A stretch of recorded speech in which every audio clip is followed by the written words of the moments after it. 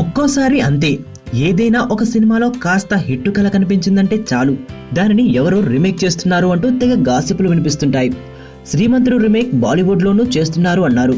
ఇంకా అది షురుయే కాలేదు. డిక్టేటర్ రిలీజ్కు ముందు అజయ్ దేవగన్ రీమేక్ చేస్తున్నాడు అని చెప్పారు. తీరా సినిమా రిజల్ట్ చూశాక ఆ రూమర్స్ ఆగిపోయాయి.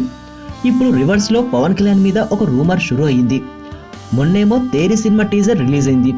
ఇప్పటికే హిందీలో వచ్చిన దబాంగ్ సినిమాను పవన్ రీమేక్ చేశాడు కాబట్టి ఇప్పుడు విజయ్ హీరోగా వస్తున్న తేరి సినిమాను కూడా ఇదే విధంగా రీమేక్ చేయడానికి పవన్ చూస్తున్నాడు అంటూ తెగ గాసిపులు పుట్టేస్తున్నాయి.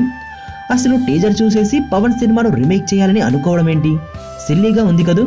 పైగా ఇలాగా టీజర్లు ఏ రేంజ్లో హిట్ అయినా కూడా సినిమా హిట్ అవుతుందనే గ్యారంటీ ఈ రోజుల్లో మాత్రం లేదు.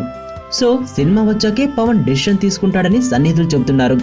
పవన్ మాత్రం కేరళ వాటర్ ఫాల్స్ దగ్గర కాజల్ అగర్వాల్తో రొమాన్స్ చేస్తున్నాడు. సర్దార్ గబ్బర్ సింగ్ సినిమాను త్వరగా పూర్తి చేసి ఏప్రిల్ 8న రిలీజ్ చేయాలనే పనిలో ఉన్నాడు. ఇకపోతే బ్యాక్ టు బ్యాక్ మనోడు ఇన్నేసి సార్లు పోలీస్ క్యారెక్టర్లు చేస్తాడని అస్సలు అనుకోలేం. నువ్వు నా పక్కన ఉంటే ఏదైనా సాధించగలను నేత్ర.